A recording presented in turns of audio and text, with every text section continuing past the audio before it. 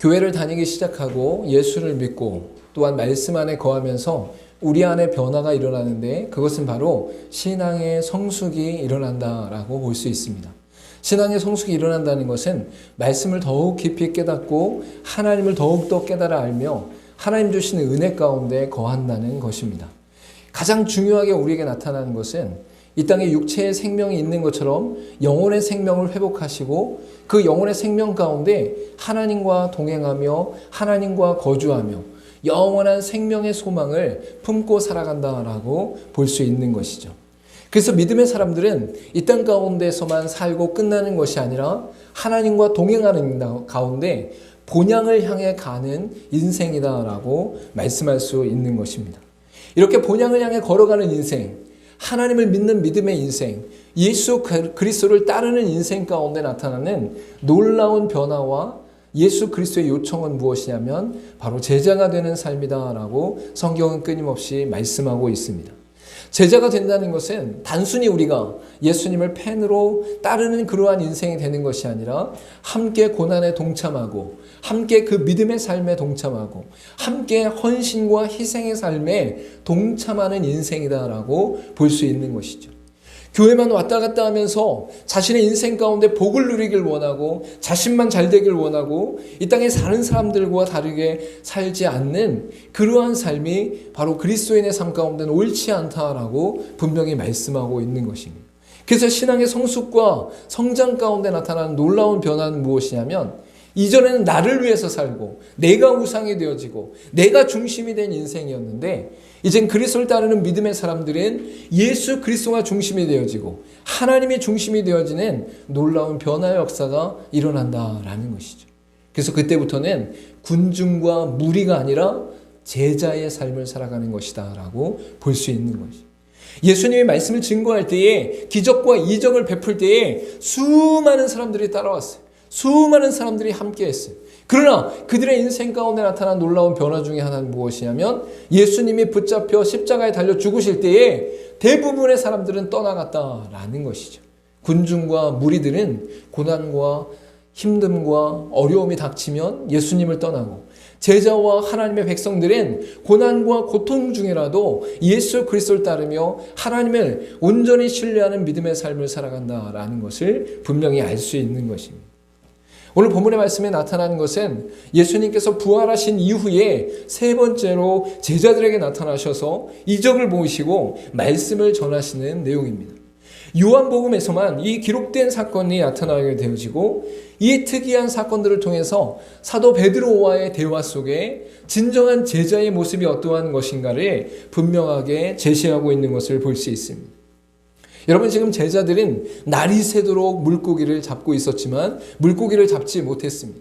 그때 예수님께서 그들에게 나타나셔서 제자들에게 오른편에 그물을 던져봐라 라고 말씀하게 되면서 그들 가운데 수많은 물고기를 잡게 되는 사건이 오늘 본문 말씀 이전 가운데 나타나고 있는 것이죠.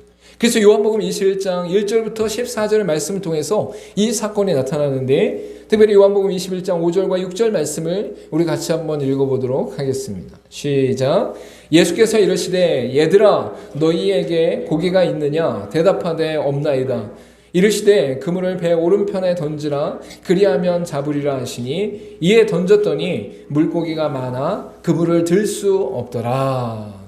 예수님의 기적과 이적이 다시 한번 물고기가 그물 가운데 가득한 사건으로 나타나게 되는 것을 볼 수 있습니다.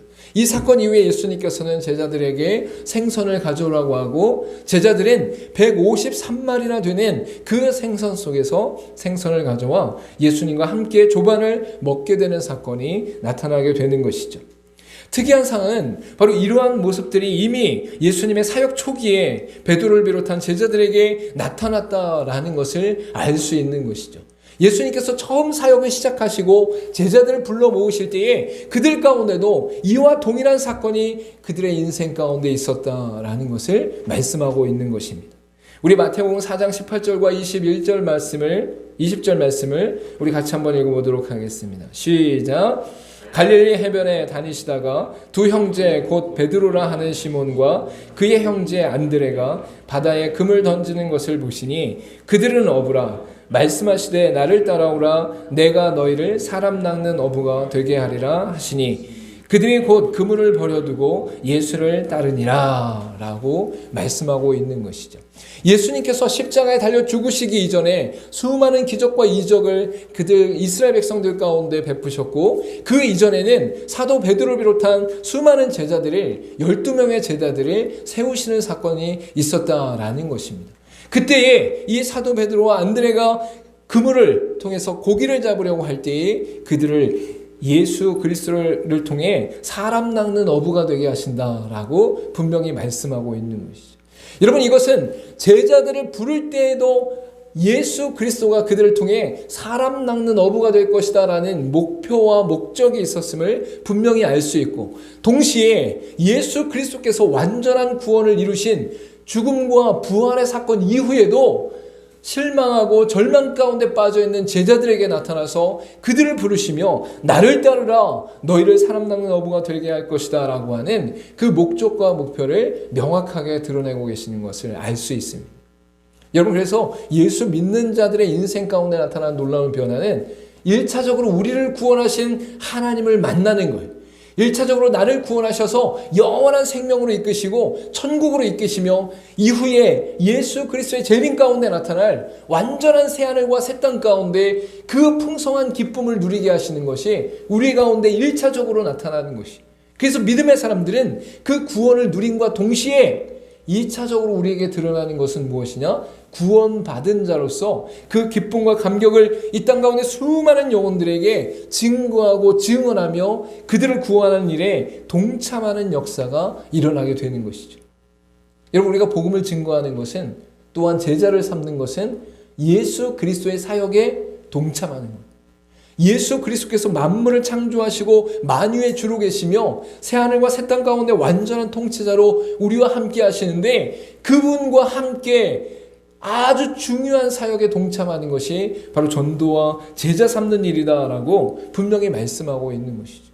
그래서 예수님은 그의 제자들의 인생과 삶 가운데 처음에 만날 때에도 사람 낚는 어부로 삼으신다 말씀하시고, 죽음과 부활의 구원의 완전한 성취가 있은 이후에도 제자들을 만나 마지막으로 그들에게 부탁한 것이 바로 내 양을 먹이라 라고 하는 전도와 또한 제자 양육의 놀라운 비전과 목적을 말씀하고 있는 것입니다.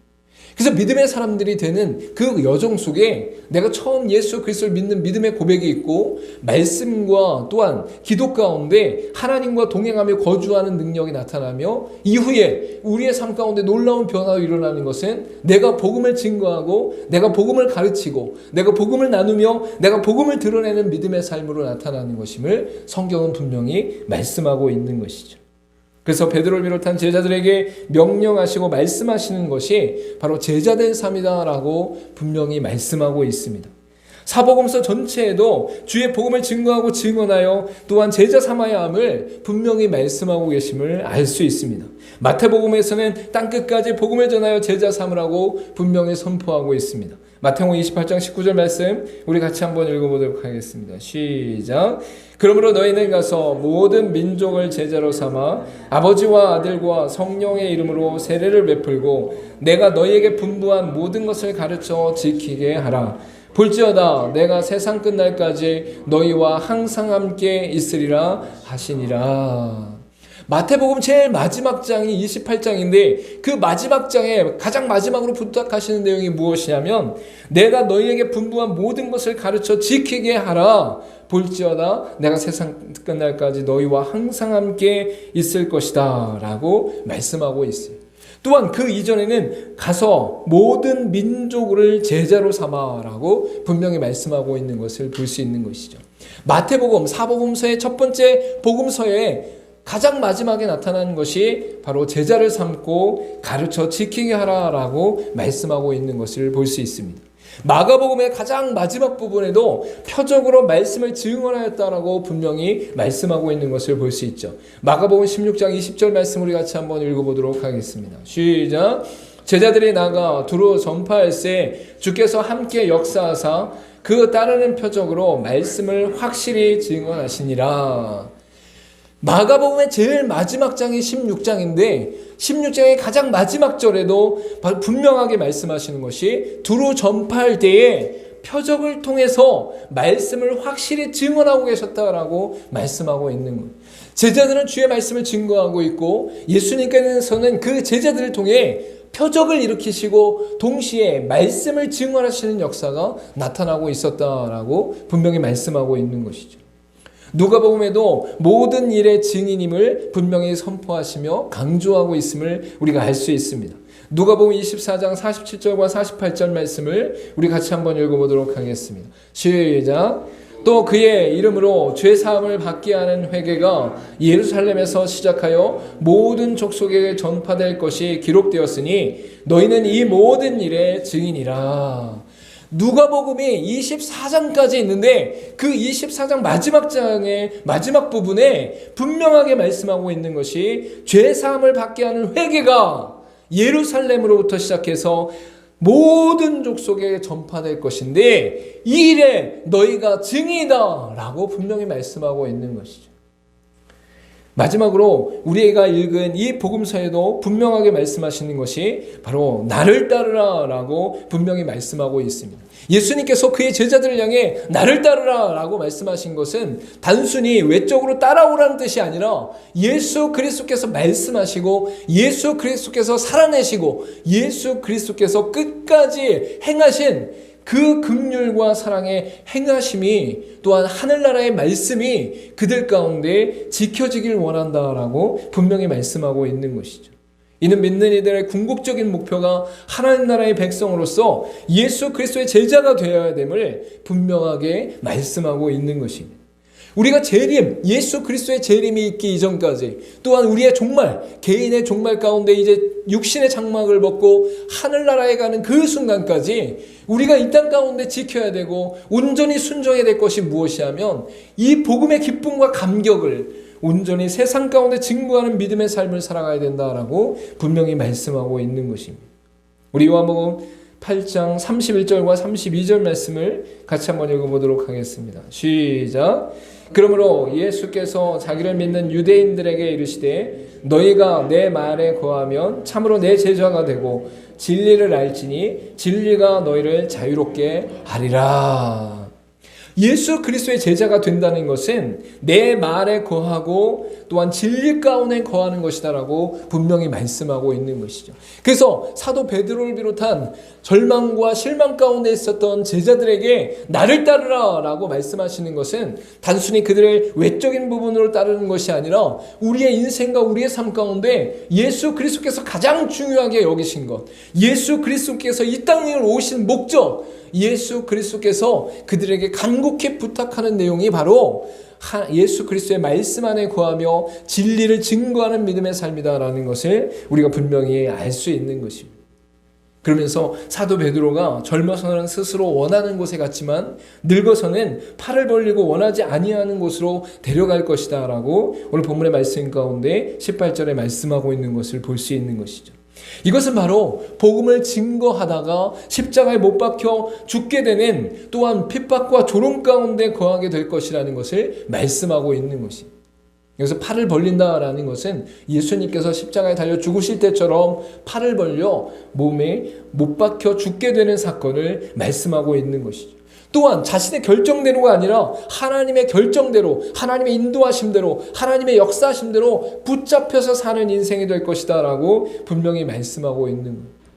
그래서 소설 중에 쿠오바디스라는 소설이 있는데 그 책에 보면 베드로가 복음을 증거하는 것이 너무나 버겁고 힘들어서 다른 방향으로 갈 때에 예수님께서 그 반대 방향에서 걸어오시면서 다시 예루살렘을 향해 복음을 증거하러 가는 모습이 나타나는 것을 볼 수 있어요. 그때 이 사도 베드로가 예수님 향해서 물어보는데 바로 주여 어디로 가시나이까? 라고 질문하게 되는 것이죠. 그것이 바로 가장 유명한 쿠오바디스 도미네 이렇게 물어보는 내용으로 나타나는 것을 볼 수 있습니다. 그때 예수님께서 대답하신 것이 무엇이냐면 네가 복음을 증거하지 않고 예수 그리스도의 생명을 증거하지 않으니 내가 다시 들어가 죽음으로 말미암아 그곳 가운데 복음을 증거할 것이다 라고 얘기하는 것을 나타나는 것을 볼 수 있는 것이죠. 그리고 그 이야기를 들은 베드로가 다시 돌아가 주의 복음을 증거하다가 결국 마지막에는 예수님처럼 바르게 십자가에 못 박혀 죽을 수 없으니 자신은 거꾸로 못 박혀 죽겠습니다라는 고백 안에서 거꾸로 못 박혀 죽는 것이 바로 유대인들과 믿음의 사람들 또한 초대 기독교 교회 가운데 전승으로 내려오고 있는 것을 우리가 분명히 알 수 있는 것이죠. 결국 사도 베드로는 주의 복음을 증거하다가 예수 그리스도의 말씀 안에서 나타난 것처럼 죽음을 맞이하게 됩니다. 그로 말미암아 그가 이 땅에 존재하는 목적이 바로 하나님의 영원한 구원하심과 구속하심 가운데 이 땅에서 본향을 가기 직전까지 우리의 삶 가운데 영원한 생명을 얻는 천국에 가기 직전까지 우리가 감당해야 될 것이 바로 죽기까지 주의 복음을 증거하는 일이다라는 것을 분명히 말씀하고 있는 것이죠. 여러분, 그래서 이 땅을 살아가는 사람들에게 각각의 삶의 의미가 있어요. 어떤 사람은 취미를 즐기면서 자신의 행복을 위해 살아가는 것이 의미가 있다라고 생각을 하죠. 또 어떤 사람은 자신의 인생 가운데 돈을 많이 벌어서 부유하게 되는 게 인생의 의미가 있다라고 생각하는 경우들이 있어요. 또 어떤 사람은 지식의 충만한 가운데 이 땅의 학문을 다 배워서 자신이 똑똑해지고 다른 사람들로부터 인정받는 것이 삶의 의미가 있다라고 생각하는 경우들이 있어요. 또 어떤 사람들은 자신과 관계된 사람들, 자식이나 연인이나 또한 남편이나 부인이나 이 땅에 관계된 사람들이 잘 살고 행복하고 그들이 잘 되는 것을 바라보는 것이 내 삶의 의미가 있다라고 보는 경우가 있어요. 모든 것이 각자의 인생 가운데 다 다르게 나타나지만 동일하게 우리가 하나 기억해야 될 것은 무엇이냐면 결국 죽음을 맞이하게 된다는, 앞에 의미를 두고 있는 모든 것들은 우리의 삶의 죽음을 맞이하는 순간 먼지와 같이 살아가는 내용과 의미임을 분명히 알 수 있는 것이죠. 그래서 결국 성경은 이 땅의 삶뿐만 아니라 죽음 이후의 모든 삶의 영역 속에 우리가 어떤 의미를 품고 가야 되는가를 분명히 말씀하고 있는, 나는 결국 죽고 나는 결국 이 땅 가운데 아무것도 손에 들고 가지 않고 나는 결국 숨이 멈춰지고 우리의 영혼은 하나님 앞에 가는데, 성경은 결국 영원에 대한 그 가치와 의미 가운데 너희가 이 땅 가운데 예수 그리스도의 복음의 증거와 예수 그리스도께서 죽기까지 사랑하신 그 긍휼의 사랑을 증거하며 예수 그리스도의 복음을 증거하는 믿음의 역사 가운데 제자 삼는 것이 하늘나라의 가장 큰 의미다라고 분명히 말씀하고 있는 것이죠. 여러분, 그래서 우리는 이 땅에 잠깐 있다 가는 인생을 살아가는 그 한시적인 삶을 사는 인생이 아니라, 유한한 인생이 아니라 영원하고 완전한 세계를 바라보며 살아가는 인생임을 성경은 분명히 말씀하고 있는 거예요. 여러분, 우리가 만약에 죽음과 사망 가운데 천국과 하나님과 거주하는, 또한 영원히 회복되어질 새 하늘과 새 땅 가운데 거주하는 인생이 아니라면 여러분의 인생이 아무런 의미가 없는 거예요. 이 시간 예배드리고 또한 복음을 증거하고 복음을 증거하는 가운데 당하는 수많은 고난과 고통이 아무런 의미가 없는 거예요. 무식한 행동을 한 거예요. 바보 같은 행동을 한 거예요. 그러나 우리의 인생 가운데 천국을 소유하며 영원한 생명을 누리게 소망하고 그것이 온전하고 확실하게 우리 가운데 주어진 것을 믿고 그것이 분명하게 우리 가운데 드러난다면 우리가 그리스도의 발자취를 쫓아 복음을 증거하고 제자를 삼으며 예수 그리스도의 십자가의 은혜 가운데 걸어간 그 모든 삶을 행하는 것이 가장 큰 의미가 있다라고 성경은 분명히 말씀하고 있는 것이죠. 저 여러분, 이 땅을 살아가면서 제자된 자로서의 삶을 살아갈 수 있기를 간절히 소망합니다. 여러분의 인생이 단지 여러분의 이익과 욕심을 위해, 또한 여러분의 행복과 이 땅 가운데 존재하는 것에 한시적인 것을 바라보고자 하는 인생이 아니다라고 성경은 분명히 말씀하고 있어요. 여러분은 하나님의 백성이고 하나님의 자녀이며 영원을 소유한 자이며 또한 천국과 다시 도래할 새하늘과 새 땅에서 예수 그리스도의 통치 안에 기뻐할 자들이다라고 성경은 분명히 말씀하고 있는 것입니다. 그렇기 때문에 우리의 인생 가운데 제자된 자로서의 삶은 너무나 귀하고 아름다운 인생이다라고 성경은 분명히 말씀하고 있는 것이죠. 오늘 본문의 말씀을 통해서 제자된 삶은 어떤 삶인가라는 것을 분명히 말씀하고 있는 것을 볼 수 있어요. 예수님과 베드로의 대화를 통해 제자의 자격과 태도, 역할에 대해서 분명하게 말씀하고 있는 것이죠. 이는 모든 믿는 백성들이 감당해야 될 일임을 분명히 선포하고 있는 것입니다. 믿음의 사람들은 하나님의 완전하고 영원한 구원 안에서 이러한 제자된 삶을 감당해야 된다라고 성경은 분명히 말씀하고 있는 것입니다. 여러분, 첫 번째로 나타난 제자된 자격은 바로 한마디로 예수님을 전심으로 사랑하는 것임을 말씀하고 있습니다. 예수님은 베드로를 향해 내가 너를 사랑하느냐, 내가 나를 사랑하느냐, 내가 나를 사랑하느냐 3번 질문하고 있는 것을 볼 수 있습니다. 여러분, 3번 질문했다는 것은 그것이 매우 중요하다라는 것을 분명히 알 수 있어요. 물론 사도 베드로는 그의 인생 가운데 예수님이 잡혀 이제 죽는 그 과정 속에서 예수님이 고초를 당하실 때에 닭이 울기 전에 3번 부인하는 그러한 사건이 있었기에 예수님께서는 사도 베드로의 회복을 위해 3번 질문하면서 견고하고 단단하게 예수님을 다시금 소망을 품고 인정하고 또한 따르기를 소망하기를 또한 분명히 회복시키는 역사도 있었어요. 그러나 그것도 중요한 부분이지만 예수님께서 강력하게 말씀하시는 것은 무엇이냐면 제자된 삶은 예수 그리스도를 온전히 사랑하는 것이다. 뜨겁게 사랑하는 것이다. 예수 그리스도 한 분만으로 기뻐하며 즐거워하는 가운데 이 땅에 그 무엇도 비교할 수 없는 예수 그리스도의 사랑 안에 거하는 것이 제자된 삶의 아주 중요한 기준이다라고 분명히 말씀하고 있는 것이죠. 여러분, 세상의 수많은 자격 조건을 넘어서 오직 주님을 온전히 사랑하는 자가 제자된 자로서의 자격이 된다라고 말씀하고 있는 것입니다.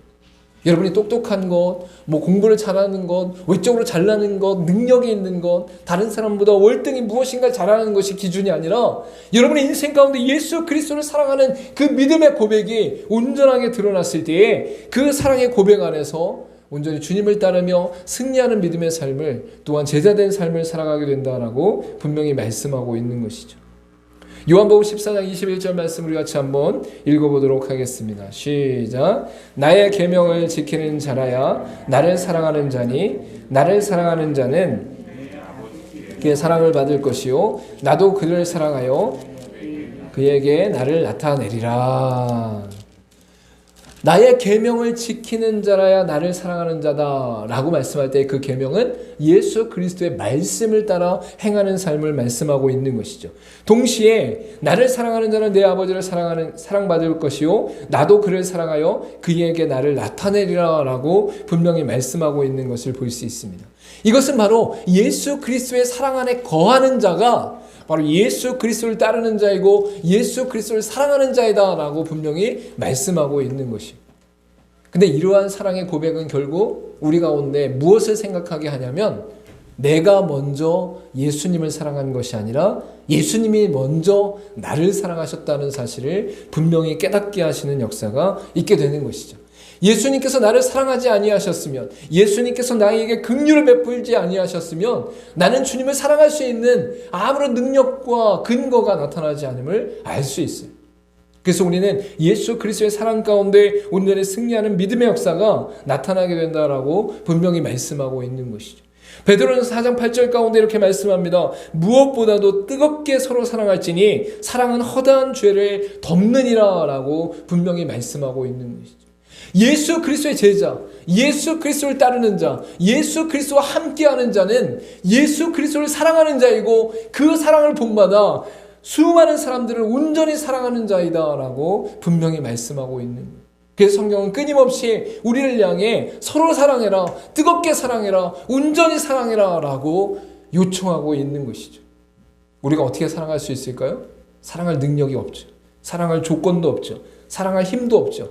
그런데 성경은 분명히 서로 사랑해라, 뜨겁게 사랑해라, 온전히 사랑해라 라고 말씀하고 있습니다.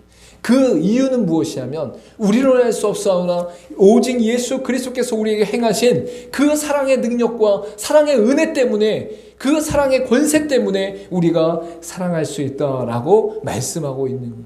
그래서 우리에게 사랑하라고 요청하고 있는 거죠. 무엇인가 할 수 없는 사람에게 그걸 해라 라고 하는 건 압박이죠. 강요죠. 그러나 그것을 할 수 있는 능력이 없음에도 불구하고 내가 도와줄 테니, 내가 함께 할 테니, 내가 힘써줄 테니 한번 해봐라! 도전을 해봐라! 라고 하는 것은 강요가 아니에요. 협력이에요. 도움이에요. 사랑이에요. 우리의 인생 가운데 우리는 다른 사람을 사랑할 수 없어요. 우리의 능력과 우리의 힘과 우리의 의지로는 다른 사람을 품을 수가 없어요. 그러나 그리스도께서 우리를 사랑하신 것처럼, 그리스도께서 우리를 품으신 것처럼, 그리스도께서 우리를 끌어안으신 것처럼 우리도 그리스도를 쫓아 끌어안기 위해 애쓰고 힘쓸 때에, 뜨겁게 사랑하기 위해 애쓰고 힘쓸 때에 주께서 우리 가운데 능력과 권세를 허락하신다라고 말씀하고 있는 것이죠. 그래서 제자된 자로서의 자격이 첫 번째로 무엇이냐면 바로 예수 그리스도를 뜨겁게 사랑하는 것이고 그리스도를 쫓아 사람들을 뜨겁게 사랑하는 것이다라고 성경은 분명히 말씀하고 있는 것이죠. 두 번째로 나타난 제자의 태도를 오늘 본문의 말씀 가운데 강조하시면서 말씀하시는데 그것은 무엇이냐면 예수님의 신적 권위와 주권을 인정하는 것이다라고 말씀하고 있는 것입니다. 베드로는 고백 안에서 계속적으로 붙이고 있는 고백이 무엇이냐면 주님께서 아시나이다. 주님께서 아시나이다. 주님께서 모든 것을 아시오매라고 고백하고 있는 것을 볼 수 있어요. 네가 나를 사랑하느냐라는 그 질문 앞에 주님께서 아시나이다. 주님께서 아시나이다. 주님께서 모든 것을 아시오매라고 고백하고 있는 것이죠. 이것은 사도 베드로가 예수님을 단순히 성인이나 훌륭한 어떤 한 사람으로 보는 것이 아니라 바로 하나님의 아들이시오 하나님이시기에 자신의 심정과 심령과 중심의 내용을 모두 알고 계신 분입니다라고 고백하고 있는 것입니다. 그래서 이 베드로가 예수님의 제자가 되는 그 태도는 무엇이냐면 바로 예수님의 신적 권위와 주권을 인정하는 가운데 감당하고 있음을 분명히 알 수 있는 것이죠. 이는 완전한 주권과 통치가 예수님께 있음을 고백하는 태도를 의미하는 것을 말씀하고 있습니다. 에베소서 1장 21절과 22절 말씀 우리 같이 한번 읽어보도록 하겠습니다. 시작. 모든 통치와 권세와 능력과 주권과 이 세상뿐 아니라 오는 세상에 일컫는 모든 이름 위에 뛰어나게 하시고 모든 만물을 그의 발 아래에 복종하게 하시고 그를 만물 위의 교회의 머리로 삼으셨느니라. 하나님께서 예수 그리스도를 어떠한 분으로 삼으셨냐? 모든 통치와 권세와 능력과 주권과 이 세상뿐만 아니라 오는 세상의 모든 것을 통치하시고 주관하시는 분으로 세우셨다라는 거예요. 여러분이 예수 그리스도를 믿을 때 피상적으로 예수님이 어떤 분이신가, 어떤 분으로 내가 믿는가 한번 살펴볼 필요가 있어요. 관념적으로 피상적으로 예수 그리스도를 믿는 사람은 예수 그리스도의 권세와 능력과 주권을 경험할 수가 없어요.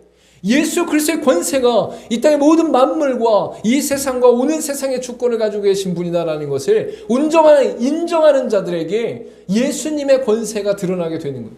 예수님의 권세 역사가 나타나게 되어지는 거예요. 근데 우리는 예수님을 어떤 분으로 인정하고 있습니까? 우리는 예수님을 어떤 분으로 인식하고 있습니까? 교회 와서 예배 드릴 때만 잠시 생각하는 분이나 아니면 우리의 필요에 따라 우리가 원하는 것을 공급해주는 어떤 막연한 신으로만 인식하고 있는 것은 아닌가 살펴볼 필요가 있는 것이죠. 예수 그리스도가 우리를 위해서 죽으시고 부활하시고 영원한 생명으로 이끄신 그 은혜의 역사 가운데 온 우주 만물의 창조자 되시고 주권자 되신다는 것을 믿는다면 우리 인생의 순간순간마다 제자된 자로서의 삶을 살아갈 수 있다라는, 겸손한 자로 설 수 있다라는. 여러분, 우리가 나라에서 대사를 보낼 때 그 대사가 다른 나라에 가서 어떻게 행동하냐가 굉장히 중요하죠. 그 대사가 행동하는 것에 따라 나라의 어떤 명예와 또한 주권이 높아지게 되거나 떨어지게 되는 것을 볼 수 있어요.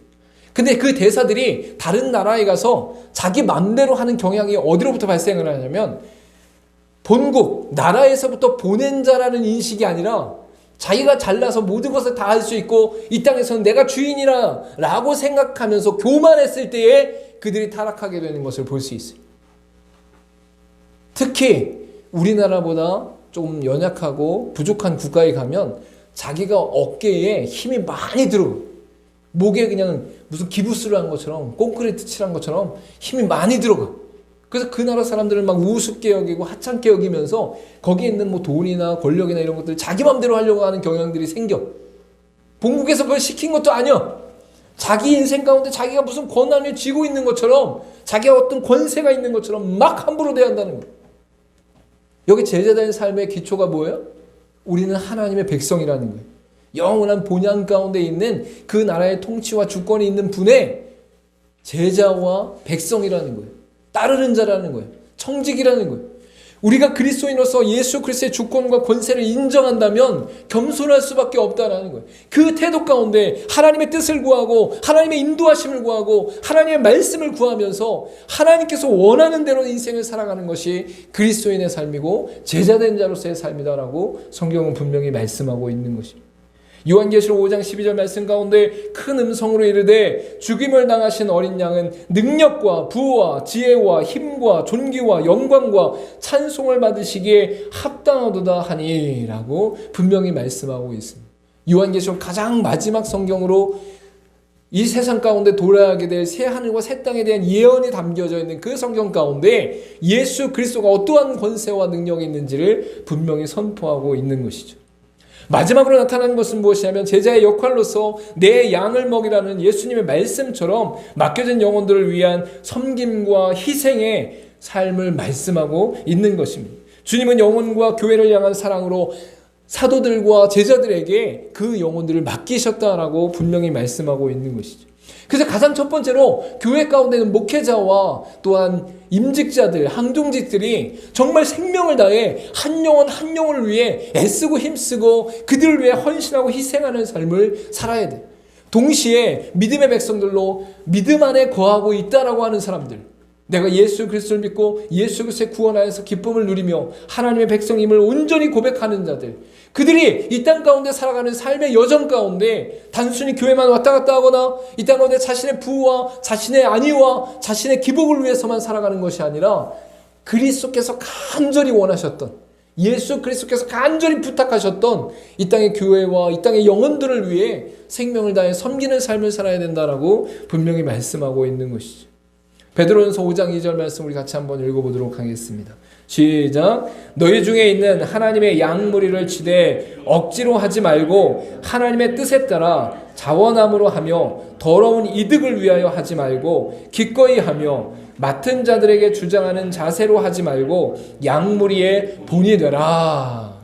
물론 이 말씀은 제자들 중에서도 리더하며 섬기며 또한 그들 가운데 어느 정도 높은 위치에 있는 자들 또한 많은 영향력을 미치는 자들에게 전달한 말씀이지만 궁극적으로는 예수 그리스도를 믿는 믿음 안에서 믿음으로 고백하며 복음을 증거하고 복음으로 초청하는 자들의 인생 가운데 나타나야 될 것이다 라고 분명히 말씀하고 있는 것이죠.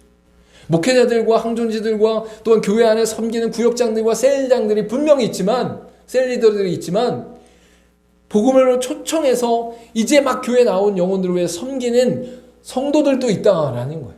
그 성도들의 인생 가운데도 바로 이 양무리를 맡은 믿음의 고백 가운데 하나님 앞에서 감당해야 될 것이 무엇인가를 온전히 말씀하고 있는 것이죠. 그래서 억지로 하지 말고 하나님의 뜻에 따라 자원함으로 하고 더러운 이득을 위하여 하지 말고 기꺼이 하고 맡은 자들에게 주장하는 자세로 하지 말고 양무리의 본이 되라라고 말씀하고 있는 거예요. 근데 이 말씀을 잊어버리면 어떻게 돼요? 이득을 위해서 해요. 자신의 이익을 위해서, 자신의 욕심을 위해서 사람들을 또한 사람의 한 영혼들을 이끌어가려고 하는 그러한 모습들이 있다라는 거예요. 교회 안에서도 점점 굳어진 갑각류 같은 존재들이 생겨나면서 그들 가운데 그러한 딱딱한 마음과 자신의 욕심과 화인맞은 양심으로 사람들을 대하는 사람들이 점점점 늘어나는 경우들도 있어요. 그래서 말씀이 아니면 깨어지지 않는 그들의 심령은 결국 예수 그리스도 안에서 사도 베드로에게 질문하시며 부탁하셨던, 네가 나를 사랑하느냐? 그렇다면 내 양을 먹여라. 내 양을 부탁한다. 내 양을 온전하게 회복하고 영원한 생명으로 이끌어줄 수 있는 그러한 삶을 살아라라고 부탁하고 있는 것이죠. 요한복음 10장 26절과 27절 말씀 가운데 너희가 내 양이 아니므로 믿지 아니하는도다. 내 양은 내 음성을 들으며 나는 그들을 알며 그들은 나를 따르느니라 라고 분명히 말씀하고 있습니다. 예수 그리스도를 따르는 자들은 한 양으로서 그 의미와 비유가 나타나게 되어지고 그 양은 주인 대신 예수 그리스도를 쫓아 자신의 삶을 따르며 온전히 순종하는 것으로 나타난다라고 분명히 말씀하고 있는 것이죠. 여러분, 우리를 제자로 부르셨습니다. 믿으시길 바랍니다. 여러분이 이 땅 가운데 잠시 잠깐 왔을 때에 단순히 종교인으로 교회만 왔다 갔다 하게 하고 또한 아무런 믿음의 고백과 또한 의지와 결단 없이 단지 우리의 욕심과 우리 이익을 위해 교회를 다니는 것이 아니다라고 성경은 분명히 말씀하고 있는 거예요. 세상 끝날까지 함께 하시는 예수님께서 우리로 하여금 제자로서의 삶을 요청하고 있습니다. 이는 주님을 온전히 사랑하며 모든 권세와 능력이 하나님이심을 믿으며 맡겨진 영혼과 교회를 위해 섬기며 희생하는 것임을 성경은 분명히 말씀하고 있는 것이죠. 그래서 저와 여러분이 이 땅을 살아가면서 내가 제자인가?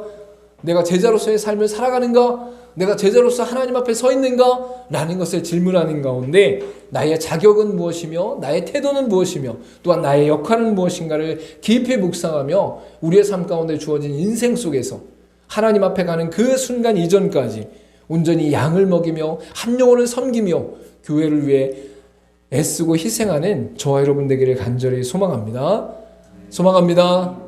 여기서 말하는 교회는 단순히 건물로서의 교회가 아니라 믿음의 고백 공동체를 말하는 것입니다. 예수 그리스도를 주로 섬기는 믿음의 고백 공동체를 섬기며 희생하는 온전한 삶이 저와 여러분 가운데 나타나길 간절히 소망합니다. 우리 기도하도록 하겠습니다.